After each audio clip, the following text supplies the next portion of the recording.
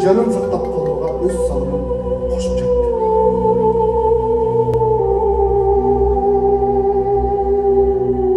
Каптаган апааттан, ойрондогон оорудан Кыргызстанда 1528 киши каза тапты.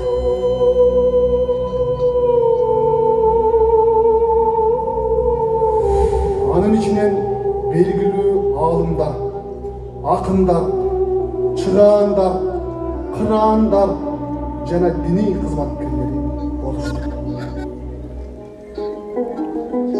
Диний кызматкерлердин ичинен Орто Азияга белгилүү аалым, Дүйнөлүк аалымдар кеңешинин мүчөсү, капилеттен сөз тапкан, караңгыдан көз тапкан, көпчүлүк элдин сүйгөнчүгүнө ээ болгон Чулак Ажы Жалилов, Бишкек шаарынын казысы, ала тоодой салмактуу, сүйлөсө сөзү ардактуу Садырдин Ажы Мажитов.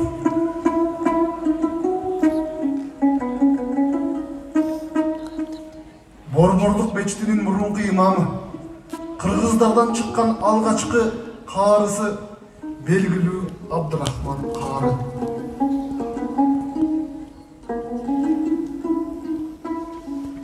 Кыргызстан мусулмандар дин башкармалыгынын Орусияда өкүлү болуп эмгектенген, токтоолугу менен, такыбалыгы менен айырмаланган Жусуп Ажы Балтабаев, берешендиги менен, жоомарттыгы менен белгилүү болгон, кыргыз десе ичкен ашын жерге таштаган патриот байгебиз Дайыр Ашарбай уулу, ажы башчылардын атасы аталган Палван деген лакап аты менен белгилүү болгон Искендер Ажы. Дунган бир туугандардан чыккан дин аалымы Лукмар Ажы.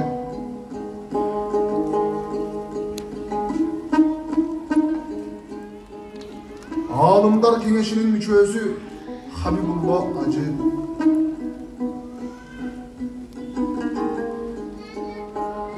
Белгилүү журналист, коомдук ишмер Бейшенбек Бекешев.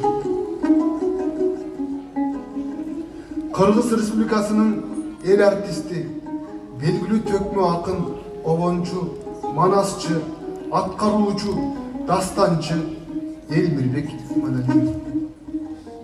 Кыргыз Республикасынын маданиятынын мыкты кызматкери, акын журналист Зайырбек Ажыматов.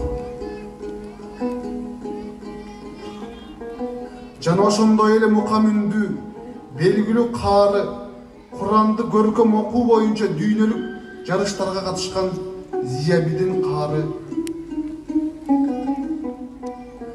Жаткан жериңер жайлуу, топурагыңар торго болсун.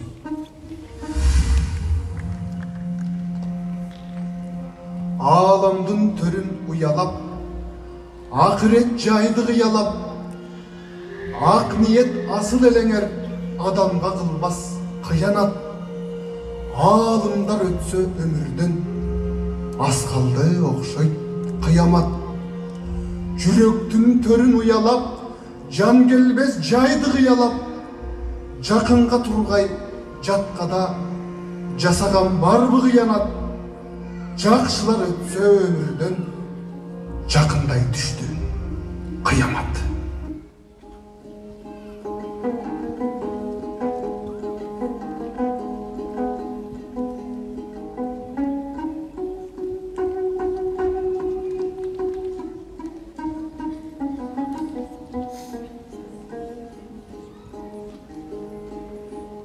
Bismillahirrahmanirrahim.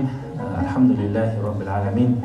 Ve salatu ve selamu ala seyyidil mursalin ve ala alihi ve sahbihi ecma'in. Eң алгач жараткан Аллах субханала ва таалага чексиз мактоолор болсун. Андан кийин сүйүктүү пайгамбарыбыз саллаллаху алейхи ва салламга Аллах тааланын үзгүлтүксүз салават саламдары болсун. Чындыгында пайгамбарыбыз саллаллаху алейхи ва саллам деп пайгамбарыбыз айтат. Чындыгында алымдар, илимге суугарылган, такыба, чыныгы алымдар бул пайгамбарыбыздын мураскорлору. Барыбызга маалым болгондой, мына акыркы пандемия учурунда бир топ алымдарыбыздан чындыгында куркалдык. Бул болсо дагы тагдырдын жазмышы мына ошондой экен. Биздин бир топ алымдарыбыз Шубак ажы дамылабыз, Садырдын дамыла, Абибилла дамыла, Искендер ажы, Нугман ажы жана бир топ мамлекетибизге эмгек сиңирген данышман адамдардан дагы айрылып отурабыз. Чындыгында бир аалымдын өтүүсү бул аламдын өтүүсү деп дагы айтылып коет. Пайгамбарыбыз саллаллаху алейхи вассалам өз хадисинде айтат: Алла Таала илимди адамдын көкүрөгүнөн алып койбойт. Бирок Алла Таала илимди ошол адамдын, аалымдын жанын алуу менен алат. Кийин жер жүзүндө илимсиз адамдар башчы болуп, өздөрү да адашып, башкаларды да адаштырат деген пайгамбарыбыздын хадиси бар. Демек биздин ошол азыркы айткан алымдарыбыздын өтүүсү менен алардын болгон илими дагы өздөрү менен өтүп кетти. Бул болсо дагы биз үчүн жоготуу. Бирок экинчи жагынан артынан калган шакирттери, илимдүүлөр дагы Кудай буйрса артынын учубуз кур эмес толтуруп келет.